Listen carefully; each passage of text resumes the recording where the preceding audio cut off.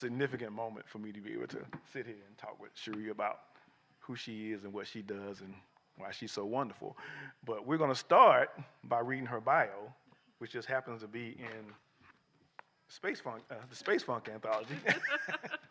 We're going to talk about this book too. Yeah, This is like my wackiest writing. and one of the best stories in it too. So, Sheree Renee Thomas. Oh, you can skip Am I over gone? a lot of that. So what can I skip over? Most things would just say, mention maybe one book and I'm from Memphis and I'm good. Oh, okay. When I looked at it, I was like, oh, it's not a short one. That's a good thing. Sheree Renee Thomas is an award-winning fiction writer, poet, and editor. Her work is inspired by myth and folklore, natural science, and Mississippi Delta conjure. Nine Bar Blues, Stories from an Ancient Future, Third Man Books, is her first all-prose collection. She is the author of the Marvel novel adaptation of the legendary comic Black Panther, Panther's Rage, and she is also the author of two multi-genre hybrid collections, Sleeping Under the Tree of Life, longlisted for the 2016 Otherwise Award and honored with a Publisher's Weekly Starred Review, and Shotgun Lullabies. She edited the world fantasy winning groundbreaking black speculative fiction anthologies Dark Matter and is the first to introduce W.B. Du Bois' science fiction short stories. Her work is widely anthologized and appears in the Big Book of Modern Fantasy. And she is the associate editor of the historic black arts journal Obsidian Literature and the Arts of the African Diaspora, founded in 1975, and is the editor of the Magazine of Fantasy and Science Fiction, founded in 1949. She also writes books reviews for Asimov's. She was recently honored as a 2020 World Fantasy Award finalist in the Special Award Professional category for contributions to the genre, and is the co-host of the 2021 and was a co-host of the 2021 Hugo Award ceremony at DisCon 3 in Washington, D.C. with Malka Older. Sheree is the... Andrew Harrison. Pardon? Sorry, Andrew Harrison. Okay. Sheree is the guest of honor, was the guest of honor of WisCon 45 and special guest author of BossCon 58. She's a Marvel writer and contributor to the groundbreaking anthology Black Panther: Tales of Wakanda, edited by Jesse Holland, and she lives in her own hometown of Memphis, Tennessee, near a mighty river and a pyramid. Yay. All right. And that is Sheree. Thank you. This will probably be one of the easiest interviews I've ever done because we have a slideshow.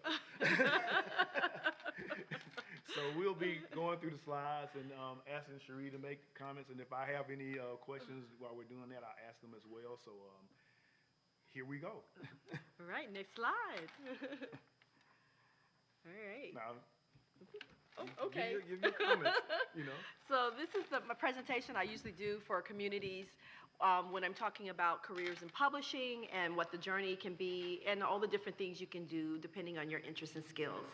But for me, I like to think of my early journey as root work, right? It's like coming out of my family and coming out of being in a home full of storytellers, that kind of thing.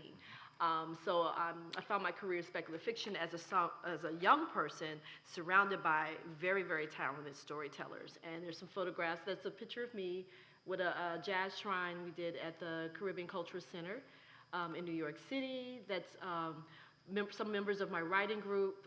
There's great writer William Poy Lee, Pam Morgan, the late great Mrs. Cornelia Bailey. He was a wonderful storyteller and folklorist of the Gullah Geechee community here in Georgia, actually, in Sapelo Island. That's me when I was skinny. And my late dear friend Liz Roberts, and it's my first editor of Dark Matter, Betsy Mitchell, the great editor of Betsy Mitchell when she was at Warner Aspect, and that's me and Linda Addison. Yeah, so yeah.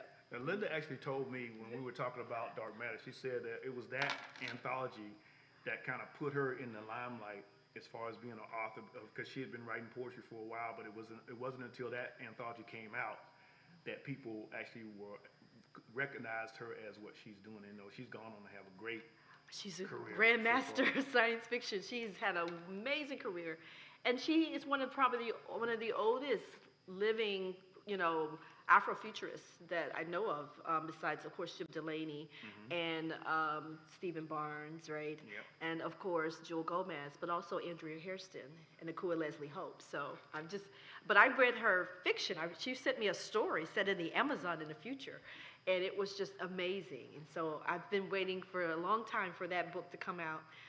She has other projects as well, but I really would looking forward to more of her fiction. Yeah, because that book introduced me to Linda, introduced me to Charles Saunders, it introduced me to Nisi Shaw. Yes, And yes. all these people I was introduced to by reading that book.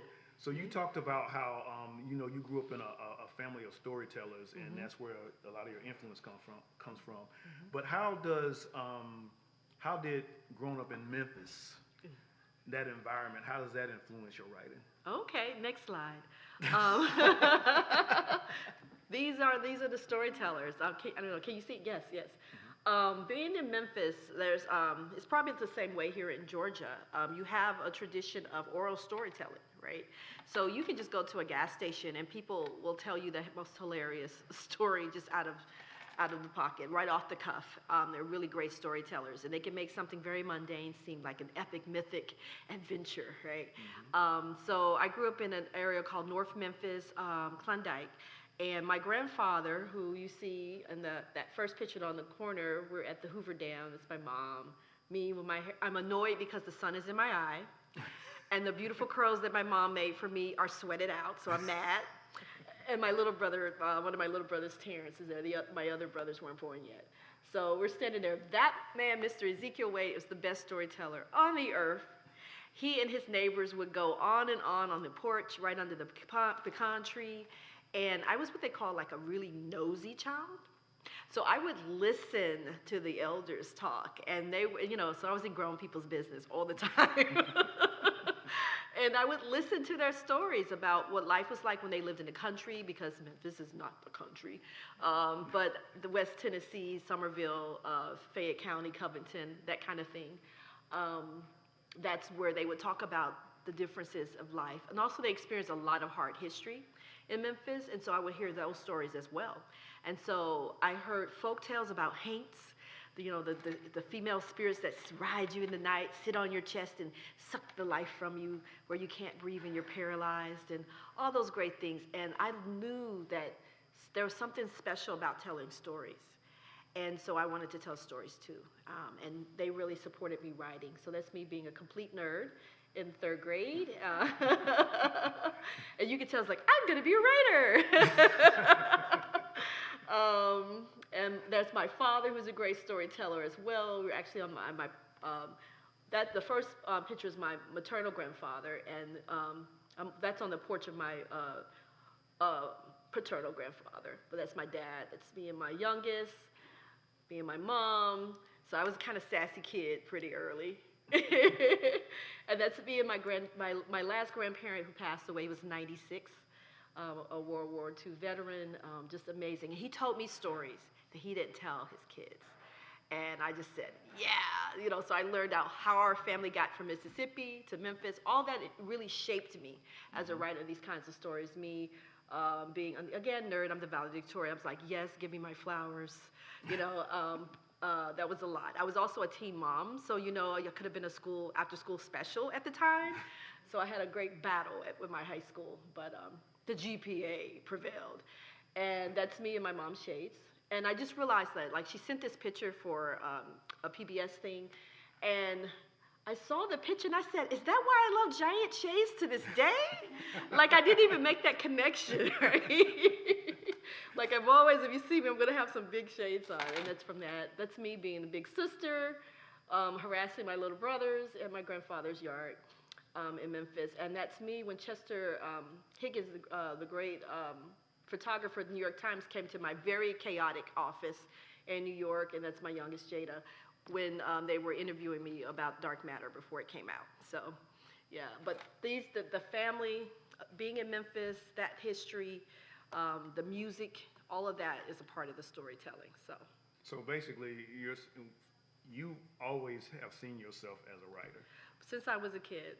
Just being nosy, listening, ear hustling, listening to the elders, and then trying to write my own stories, right? And then I inherited a lot of books from my mom and my dad, and they were big science fiction readers, and they loved horror. So we watched a lot of the kind of, I don't know if you have those late night Saturday horror creature feature shows. We watched those, watched all the Twilight Zones. We loved, later I watched the Ray Bradbury series, Outer Limits, everything that was speculative, we were in the middle of that. So yeah, it was like our family bonding. Okay, so we're gonna go to the next slide. Next slide. Yeah, I don't know. That's this is, like I said, this is a significant book for me. So how did you come up with the concept of that? What made you decide that you wanted to do this book, do Dark Matter?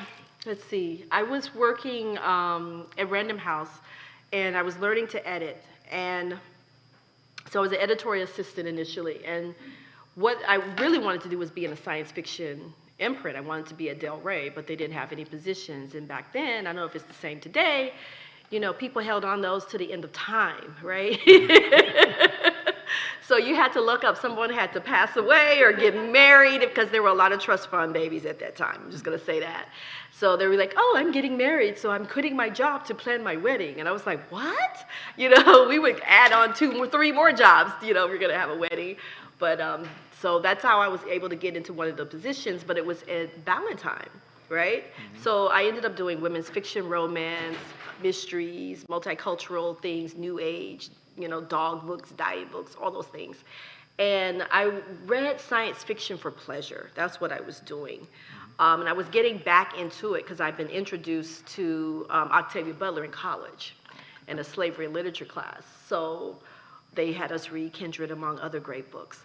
And I said, wow, you know, I had checked out of science fiction for a while as an adolescent because I didn't really see a lot of representation, and the representation I saw pretty much sucked. So I was like, let me go and get into my own culture because these people got us fucked up. So, so when I started reading back again, I'm in Random House. So you have not only archives, right? You've got these vaults down in the basement, and then you got the free book zones on every floor almost. So you can just go over there and get any book you wanted for free. And I was getting all the science fiction books, all the Fawcett books, all the, you know, Del Rey, you know, all that stuff, doll books or whatever.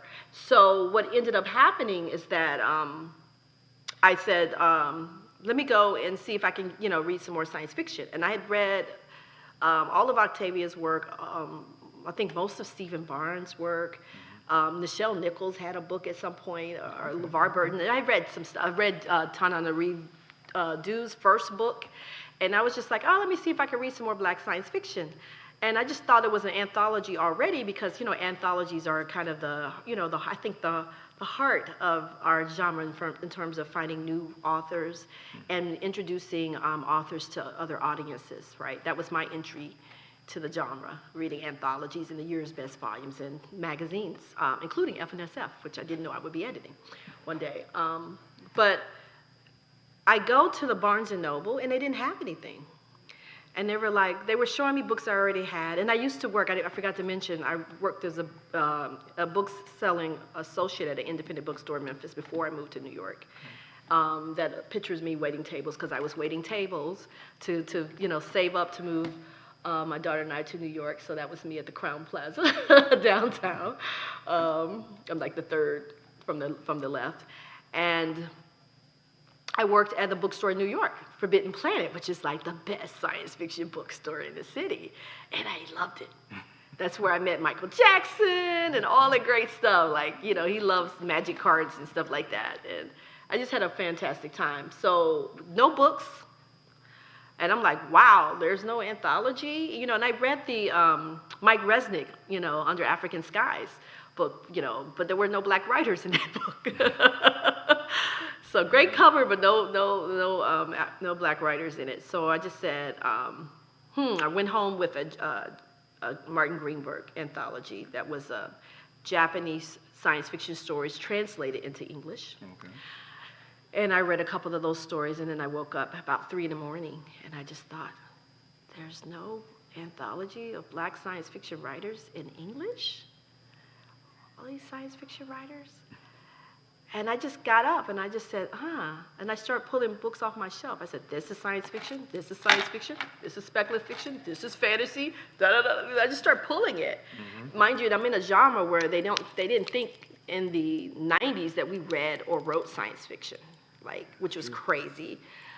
But that was the thing. Like, if they didn't see you at a con, then you must not exist, you know. But most black people aren't going to show up at a con in huge numbers at that, especially back then. One, you didn't feel welcome. Who are you going to go with? And nobody wants to go pay money to be marginalized, right? You can do that for free.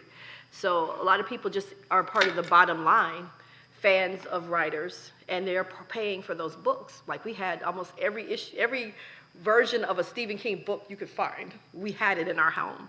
So I know we paid for at least one King family vacation at some point over the long years, and some other writers as well. So yeah, we're there, but not, you know, hanging out usually back then. And so I just started putting together a list of stories that if I could put together an anthology, and keep in mind, Daughters of Africa had been published by Margaret Busby. Herb Boyd had done Brother Man. I also was at the book signing for a Black erotica collection that had come out from some local Memphis writers who had done it, Erotique Noir. That was it. That was in Memphis before I came to New York. So the anthology was in me, the energy of it and the power of it. And I just started pulling together stuff, including the W. Du Bois. So I was like, classic science fiction. I can't believe they've never discussed this work as science fiction. And Charles Sanders was really big, important part of that conversation. Okay. Like double checking, like, am I gonna get slaughtered for doing this? You know, yeah. That's the question I had, because knowing how things were then, and kind of how it is now, was there a lot of resistance when you came up with that idea and said, I want to get it published? It wasn't vocal, and as today, it's never in your face. They don't have the balls to say anything to your face. That's the same thing, you know. So I'm like, I'm the clapback person. So you come to me, I'm going to come to you with the same energy. Yeah. But so if there's love and light, we're love and light, you know. But I am also from Memphis, so let's not play. But the thing was, I would find out, you know, you would hear about it at the, I think Betsy had taken me to, I don't know which hotel it was, the New Yorker Hotel. I can't remember where the science fiction writers had their little dinner thingy. And there's somebody saying, oh, I don't understand the purpose of dark matter. Why do they need a book by themselves? And I was... Yep, I know that feeling. Yeah, or is it enough people is it enough people to be an anthology? And I found like 165 years of Black science fiction, like just straight up going to the Schomburg Center of Research of Black Culture in Harlem, right? Which was like my home away from home office. I lived up there. Yep.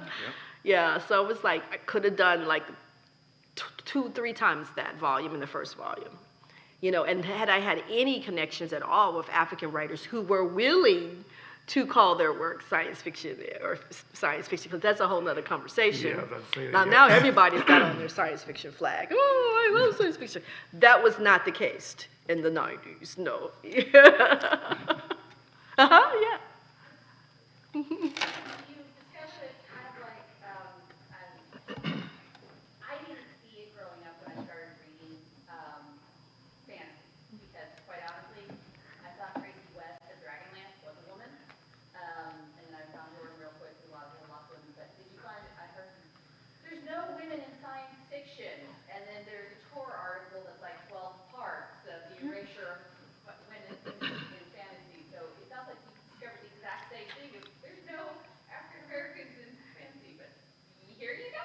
Yeah, there was a lot more, and they're still alive, actually. Some of them have gone on to be some of the biggest names in the genre. At the time, I didn't know them personally at all, and some of them I'd never even read before. I made a lot of like new baby rookie mistakes, like accidentally using my actual home address for submissions instead of getting a P.O. box at the time. And I didn't realize that Essence magazine was going to put the call for submissions in Essence magazine, and so I got submissions from around the globe, including lots of prisons, and additional letters. Can you help me get out of here? Can you tell my wife to call me? A whole lot of stuff. But I made it through, and I actually ended up editing it while I was at Clarion West, studying with Octavia Butler. It was amazing thing, and I bought at least one story at Clarion while I was there, and that changed my lineup. And then I turned it in like the month after I got home. So. And you didn't really get any resistance from there when you turned it in? They were like, let's do this book and stuff like that? Oh, no, I didn't get any resistance from, are you kidding me? It's like, I won't bore you with the whole, like, synchronistic, what do you call it? Like, when you have these great, serendipity, all the wonderful serendipitous things that happen that got me from Pacifica Radio and, off of, like, down on the East River with Jim Freund to the Beacon Theater where Octavia Butler, Walter Mosley, and Jonathan Lethem were reading, to me standing there pitching to Walter Mosley and his editor at Norton, and he's like, yeah, and his editor's looking like, no. And then Betsy Mitchell saying, hey, I see you, I hear you, I want this book. And then me going home and Octavia giving me her card, but she'd already given it to me once, but she gave it to me again. And saying, yeah, I'm going to support this. I tried to do a book like this. Martin Greenberg and her had tried to do a book, I didn't know, in the 80s, and they were told nobody wants to read about race, because surely every story is going to be about race. So it was just amazing. And I called my mentor, who became my agent for this project, Marie Dutton Brown, and she just says, well, when things are meant to happen, that's what it is. It's going to happen no matter what, And I ended up selling it to Warner, and I tap danced all the way down Times Square. It was like, everybody saw The Wiz? It was ease on down the road. That's what we did. We danced all the way down. And I lived in on the Upper West Side, and I danced all the way. I did not get on the train. I walked right up, in a cloud. Just couldn't believe it, And that's when they had that huge sign out front, Warner Books. And it was the Time Life building. So I was just, you could knock me over with a feather. So that's how that happened. Yeah. Y'all have to excuse me, my voice is trying to go away. And then Amira Baraka and Ishmael Reed and all these great people, Wanda Coleman, she did an article in the Nation magazine and mentioned the book. Like, it's so many great things. A lot of support from the Black Arts Movement. Yeah, and people who I thought were going to be like, my work is in science fiction, they were like, oh, absolutely, That's amazing. Go to the next slide, please. Next slide. He's trying to get it. Okay.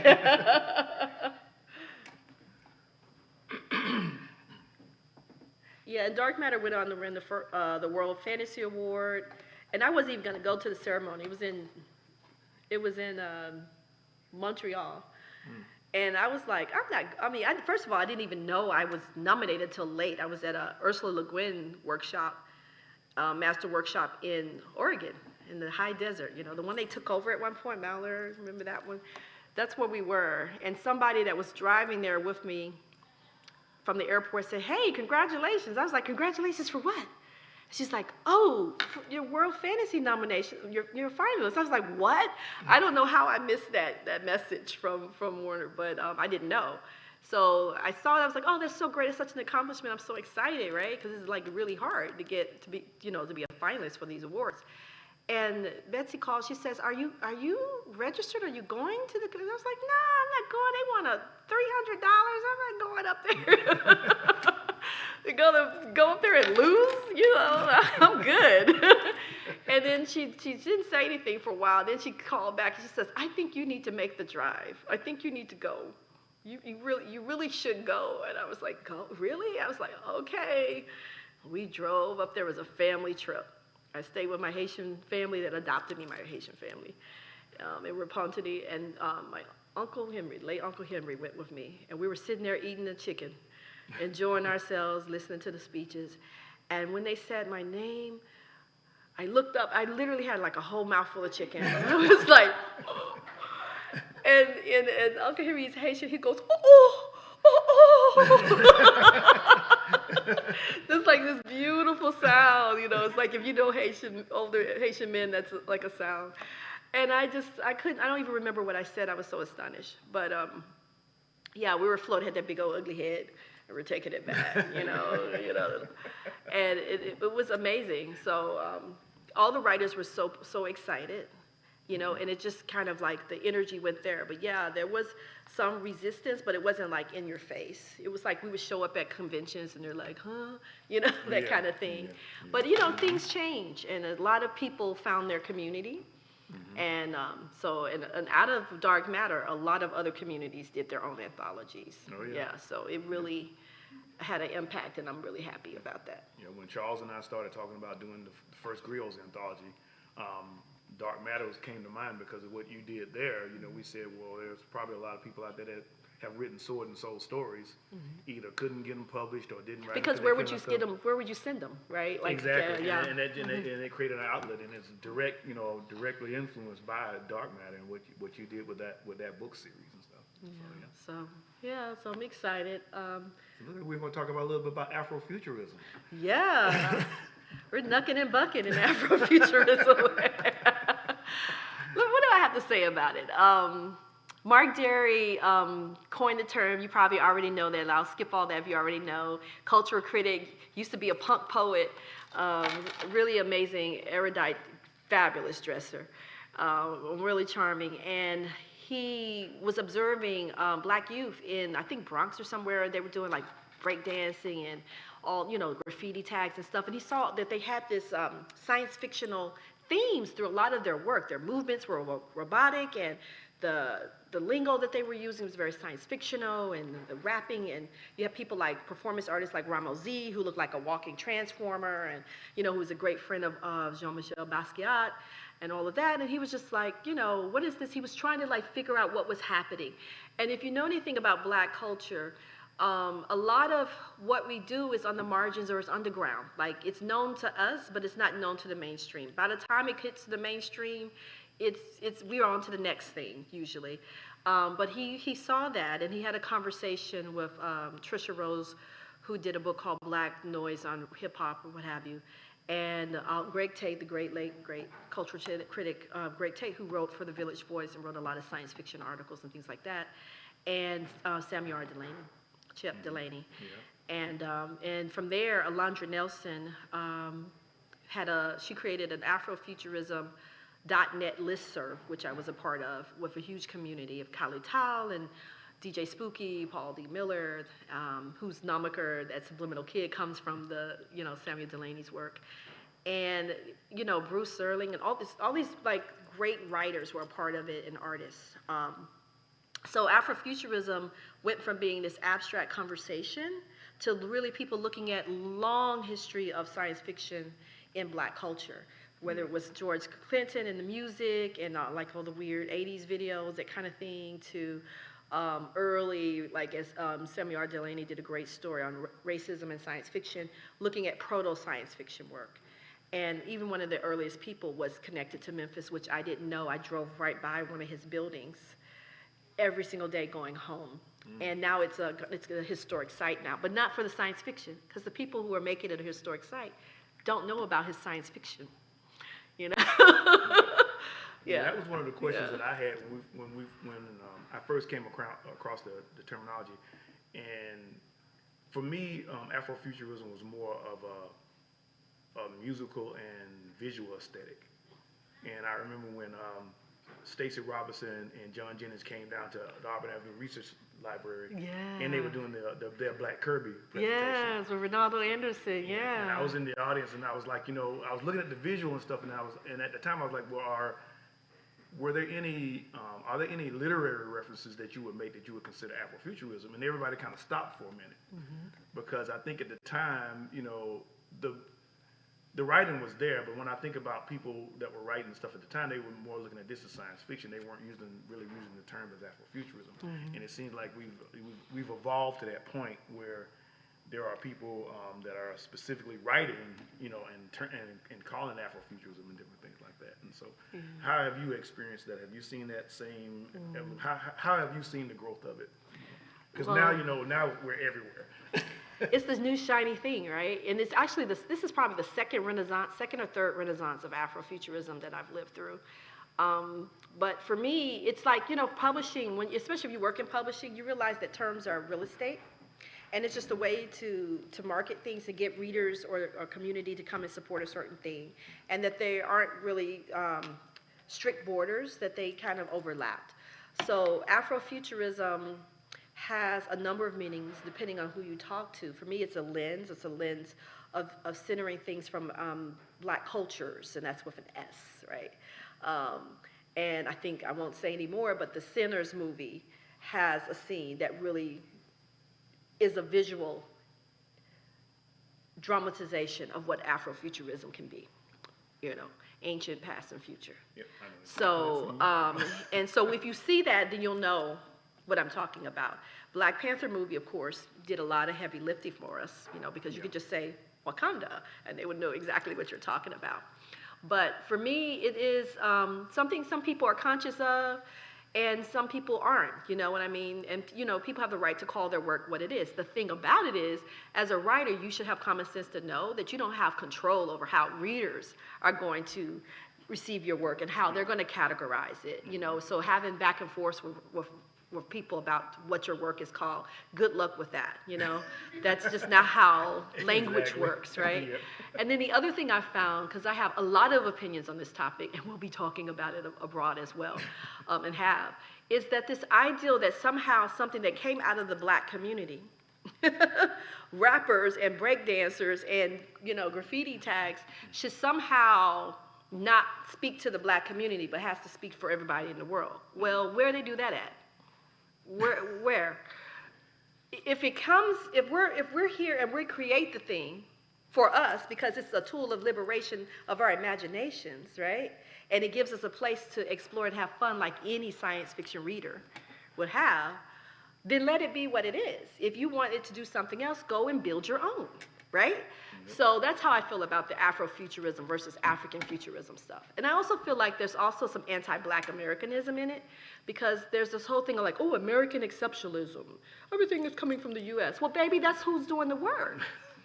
When Afro-Dutch start doing something that is irrelevant to me, then I'm gonna be over there going, hey, can I, more please? Can I have some? But as far as I'm concerned, everybody's sitting at the buffet of our table. They watch our activists, they read our bell hooks, they read our Alice Walkers. That is the framework they use for their womanist, feminist movement. They look at our Black Lives Matter and da-da-da. They were marching in Trafalgar Square on the day the Queen died because police brutality is happening there as well. Like, you can't criticize us and say it's American exceptionalism while you are expecting us to be exceptional and help you at every turn, without any reciprocal support, I might say. Yeah. So that's how I feel about that. That it's like, if it was created to look at things that are happening in this country, then that's what it was created for. If you like it and you want to get involved, that's great, but don't try to make people take something that they created as a tool for themselves and then shape it only for you. Go and do your work. Yeah. Go and do your work.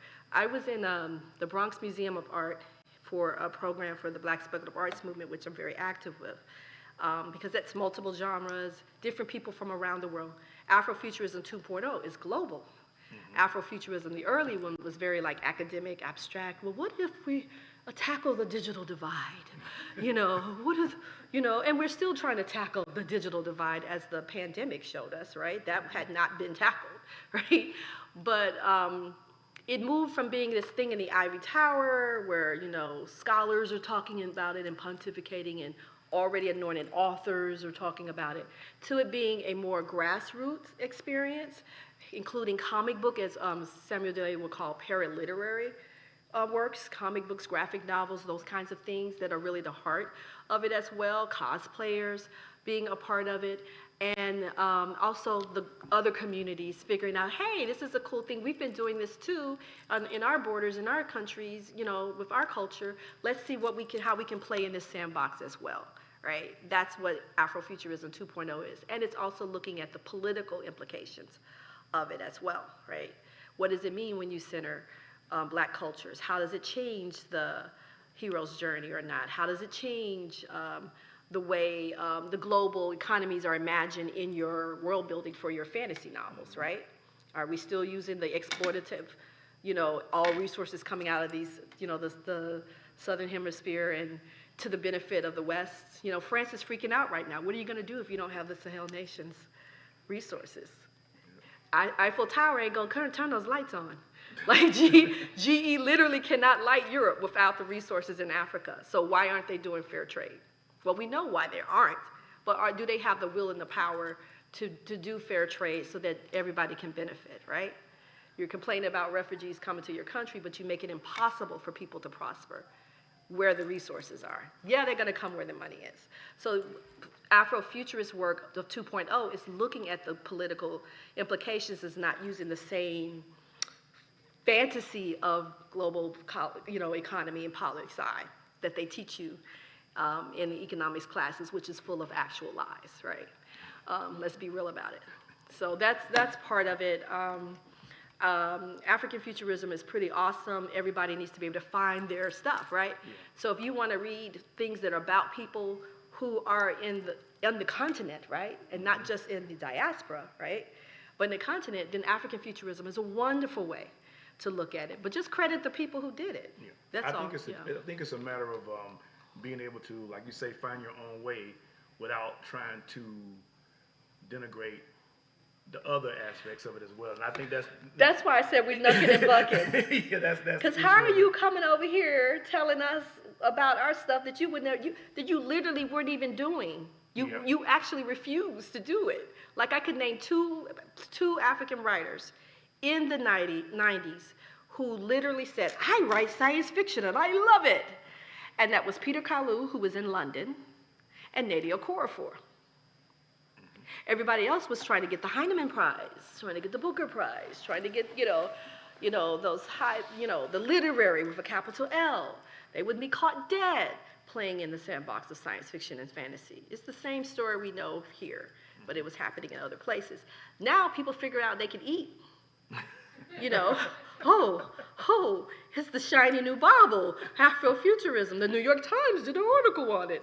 There's a documentary. Let me write some science fiction. You know what I mean? So there's that. I have a saying that I say everything changed when the money showed up. Yes. When the money shows up, the stories change, and everybody's easing on down the road. I like how you brought it, because I'm starting to see. Personally, I'm starting to see a lot of growth in some of the Afro-Caribbean cultures now. Oh yeah, that's really exciting. They're starting to get into it and write stories from their perspective, especially in Brazil. There's a lot of stuff going on. Oh my gosh, that's the biggest chapter of BSAM. It's about 200 members. Mm-hmm. Yeah. And they actually brought me over there to do their Innovation Week in Brasilia. My first time in Brazil, not my first time in South America, but my first time in Brazil, and I had a fabulous time. Mm-hmm. And they're like, from the visual arts to the technology to the fiction that I was able to read that was translated into English, because they're, of course, it's in Portuguese. It was very exciting. So people are doing this all over the world, and they feel more empowered to explore, whether it's animation, movies, and I'll just say this, a lot of work has been done in theater first, and Andrea Harrison is the better person to speak on that, because she's a director, playwright, Professor Emerita. She's been studying this work for a long time, was writing Afrofuturism when her plays were too Black for the science fiction community and too science fiction for the Black community. So she's seen all the changes. But playwrights didn't have that same type of genre snobbery, right? Because there's some people, I write fabulism, it's interstitial. No, I write magical realism, You write science fiction, baby. You write fantasy. Come and play with us. Come have fun. So. The other thing is, we can do this all day. My main thing is, to do your thing, it doesn't have to be in opposition to what people that got you to the party. Exactly. It doesn't have to be confrontational, and I feel like that happens because that's like the Black Americans have this kind of weird relationship in the diaspora. They'll be like, where your people come from? But they don't ask anybody in Jamaica that. They don't know where they come from either. They're not, what are you talking about? We know where we come from, but I'm just saying we come from the same place. That's what I'm saying. We dropped off at different ports. Yep. But it's like you get a whole different kind of thing because there's like this element of envy. And there's also this element of anger, obviously, because of the way America moves politically in the world. And so you get kind of, you know, the broad brush comes to us, and I'm like, we're not making any of those decisions, you know what I'm saying? Yeah. We're over here fighting for our lives in America. Have you noticed? I think they've noticed now. The diaspora wars have ended. Have you all noticed? Everybody's walking around like, I am American. Nobody's claiming like, I am Nigerian. They are like silent and watching because we're in wild times, right? We are in a dystopia. The diaspora wars are on pause for now, and I find that very interesting. Things that we've been trying to communicate, because we've been on these shores for 400 years. So we know how these things roll. They've been trying to kill us since from the beginning, right? Literally trying to kill us from the beginning. I was telling someone, so it's like, I love your hair. And I was thinking about it, and I was like, yeah. They had laws, 10-year-old laws that said you had to cover it, right? Yep. You know what I mean? Mm-hmm. They outlawed the drum. You know what I mean? Like, we've been under it for a while. And people's like, oh, just stop complaining. And now they see, because the masks are off. Exactly. It's being said out loud. Mm-hmm. So, good, you know, good, welcome to America, babies. Welcome to America. Yep. Yeah. So, looking at your journey, I wish we had more time. Looking at your journey, everything you've been through, and where you are now, where do you see yourself going? Because you've achieved and you've accomplished so much. Where do you see yourself going in the future? What's your focus now? I'm rocking a chair. Like the elders that inspired me when I was young. No, right now I'm very excited. I'm just gonna say it, so you heard it from me because I'm tired. FNSF has a new publisher. You probably already know this, but we have a new publisher. Someone bought FNSF. Hello, yes. They also bought Asimov's. They also bought Analog. They also bought the Ellery Queen the Mystery Queen magazine. All 4 print magazines have been bought. So we have new support, which is very important, that we really desperately needed. They've asked us all to stay on as editors. And so, you know, I'm looking forward to good, positive things in the future, and getting the issues that were waiting last year to come on out. So those are, you know, now that the well is there now, with something actually in the well, we can do what we need to do. So I'm looking forward to that.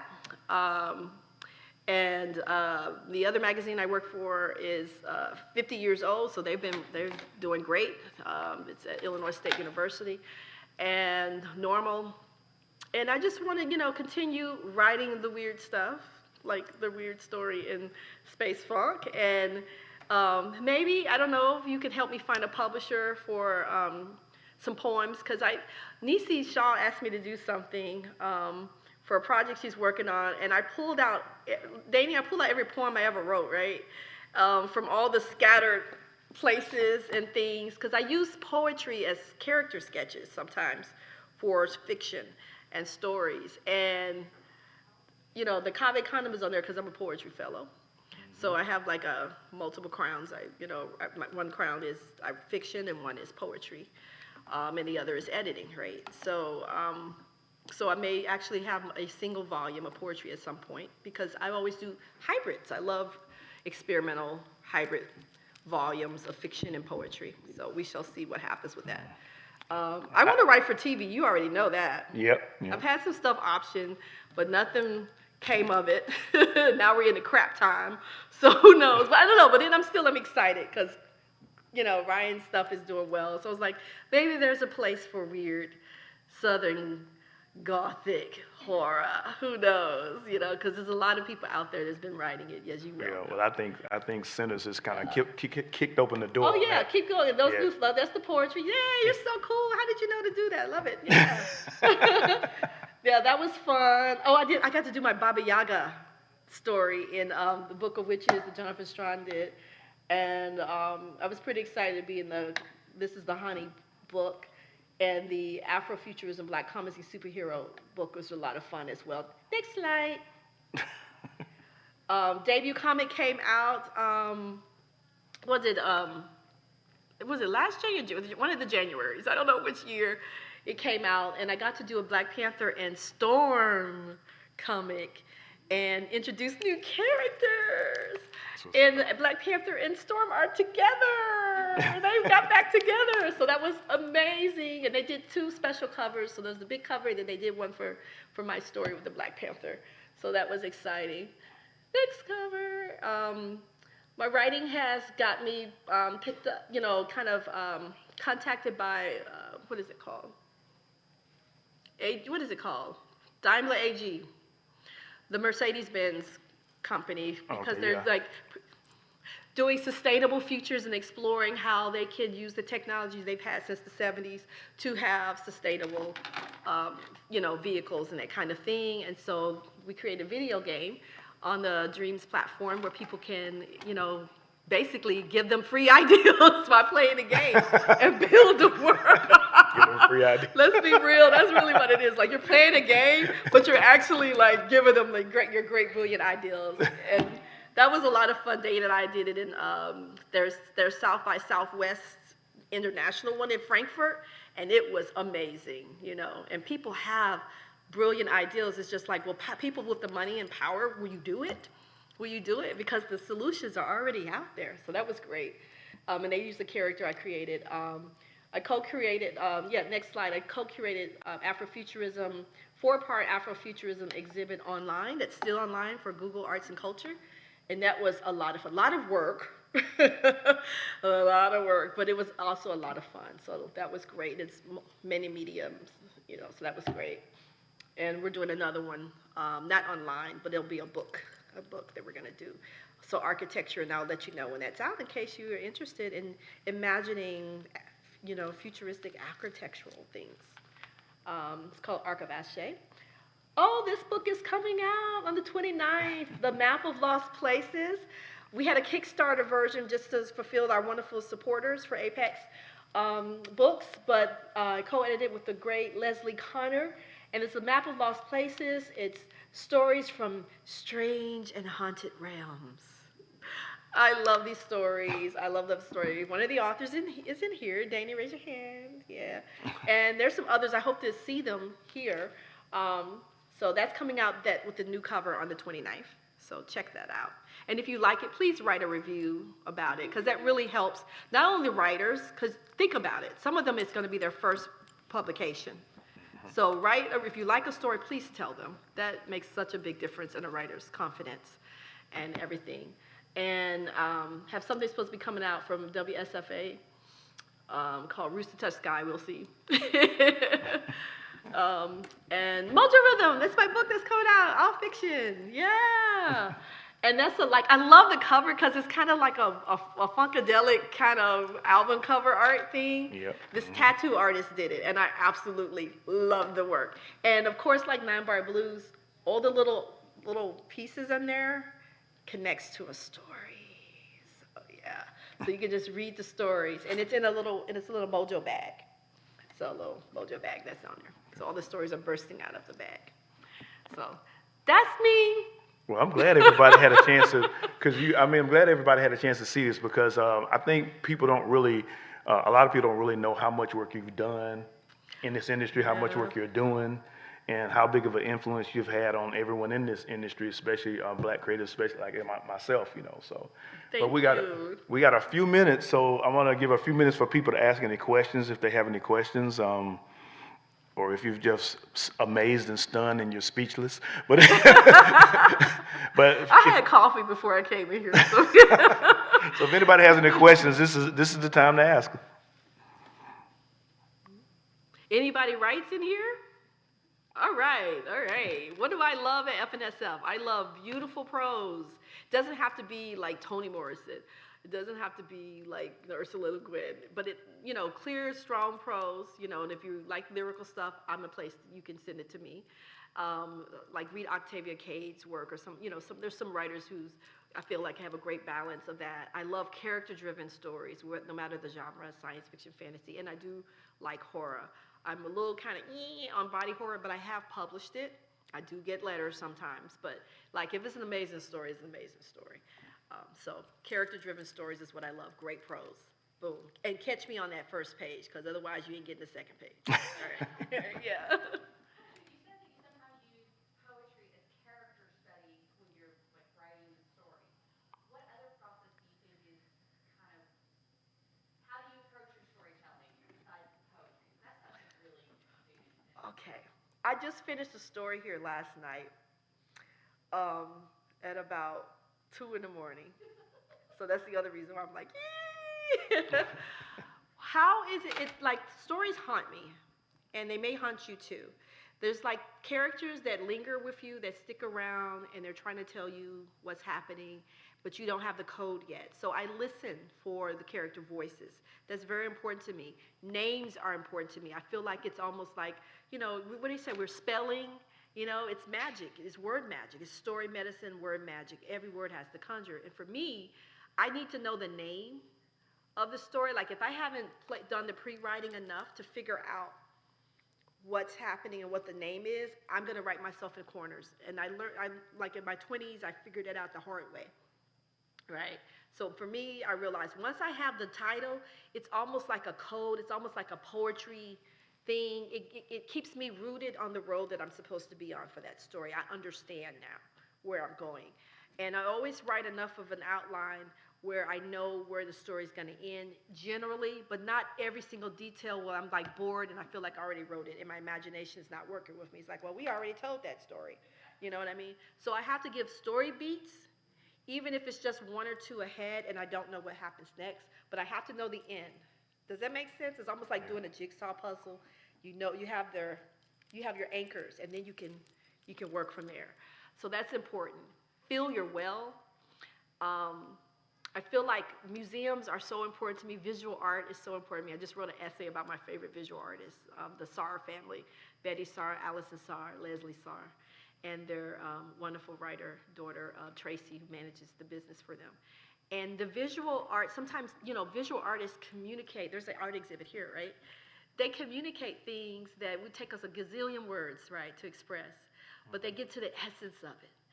And that really kind of sparks things in me and makes me excited, And then I have another thing that I tell people. It's the 3 things trick. I don't know if that works. Try to have 3 things rolling. 3 things. Because 2 things, you're going to get a flatter story. But if you got 3 things, and I don't mean 3 subplots, but I mean 3 elements, because then you'll come out with something really unique. And I'm just going to go like, what can I say? I don't know. For the space funk, it was funk. Yep, it was space. Right? In space, right? And then it was like, and also it was like a class thing. So I had like a poor person on a generation ship, right?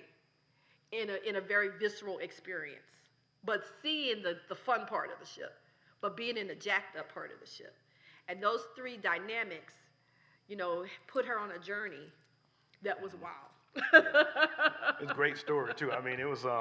We're talking about space funk, so you all need to come and get this book. But yeah, we're gonna have a book signing at 7, right? Yep, we're gonna have a signing at 7:00. Any other questions? I don't know if you talked about the 25th anniversary of Dog Man. I didn't. Just tell people about, just talk a little bit about maybe the 25th anniversary of Dog Man. Yeah. What led you to work on that project? Like, what led you to that project? We did talk about what kind of we led it. We talked a little bit about that, but I didn't talk about it. It's 25 years on July the 4th, I think. Oh, okay. 25 years this summer. So it's been so great to see all these wonderful. Nisi is amazing. Nalo, I just had read Brown Girl in the Ring. I reviewed it. Nede is just, woo, multi-millionaire, and also when people were like completely overlooking her work, I remember. And She was one of the most prolific African science fiction writers and would not get mentioned on the, the little, here's the writers you should read, that kind of thing, because they didn't like genre. Now they all love genre, right? But just watching the things, and also the people who passed on, right? I wrote a response to the Sinners movie. It's on my Facebook, and Ishmael Reed, who was like one of my totems, as a literary hoodoo writer, mumbo jumbo. They say that Blazing Saddles was inspired by his Yellowback radio novel. He actually lost the case, but he did sue because he felt like they had bid his work. Conjure and Mumbo Jumbo, all those great books. He's like, he's going to reprint it, and I was like, yay! But they gave me permission to publish their work in Dark Matter, and so Ishmael is still here, but Amira Baraka is gone, Wanda Coleman is gone, Octavia is gone. Yeah, Charles Saunders. Charles Saunders has passed on, and he was really important when I was thinking about the W.E. Du Bois work. Should I or should I not put it in there? Because it was a risk. Like, it's a risk when you're editing, which is why most people aren't editors. It's like herding cats, but also a little like temperamental cats too, like those kind of cats. I call them like a bunch of torties, But it's really just been great, And then seeing like this person, I'm waiting on you to get all your roses, because he writes. You always see him in the science fiction hat, but you write really wonderful, just literary work as well. And I got a chance to publish a little bit of it, so. Yeah, she published a story for me in Obsidian magazine. Yeah, and just really just great writers, and just seeing people grow. And one thing I had to learn too when I started editing F and SF is that I can't, even though I know I technically could revise anything, because I have that skill to do that, I can help a writer get there, I shouldn't do that for everything. It's not a good use of my time, it's not good for the magazine always, and I can't publish everything I love.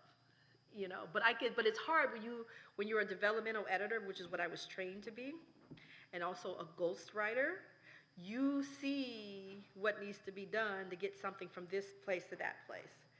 So I try, when I open up the portal, which I haven't opened the portal, I know people are crying, and they're still sending me stuff, which is like they get your email, they're like, I know the portal's closed, but here's this story. So I have a whole nother queue of stuff that's not in Moksha.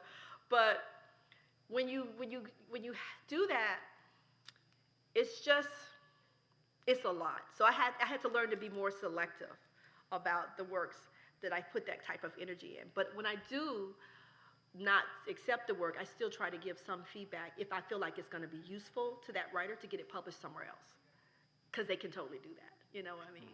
Like some of the work they can do. Some of the stuff just like you got to keep growing, but a lot of it, it's almost there, and I can't publish everything that's almost there that could be there, and I have to make some choices. So I had to learn that. And right now I have a whole queue of writers that we're waiting to just get them out, that I've been waiting for 100 years. As we say, 11 years. 11 to years. publish. I feel like if anybody's ever been pregnant in here, if you've been pregnant and you get to that 9th month and you're like, when is this baby dropping? When is this baby dropping? Come on, baby, come on.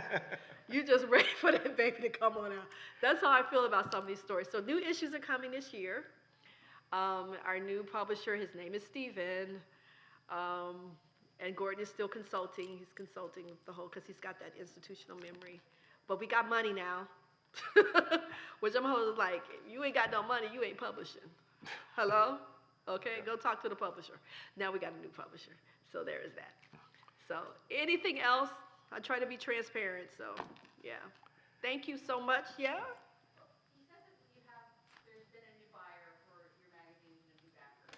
Was it multiple buyers? Because I always fear about, the media conglomerate that didn't work out. You know what? It's not one of those. It's not like BlackRock or something. It's not a big company. It's investors, and it's a person in particular who really loves the genre, which you got to if you're buying, science fiction magazines. You know what I mean? So that was very, very exciting, encouraging to know that it's somebody who loves the magazines and, want to see them continue and do well. So we're celebrating 75 all year long. That's all I want to say. Yeah. Initially it was like one issue, it was going to be the 75th, but now it's everybody is in the 75th anniversary issue because we're catching up on those old issues. The lineups had to change slightly, but yeah, we're still doing that, and we got some other surprises coming down the way. So just continue lighting the candles for us in the print part of the industry. Light the candles and have a great con. Thank you so much. Thank you. Thank you for coming and spending Thank the time.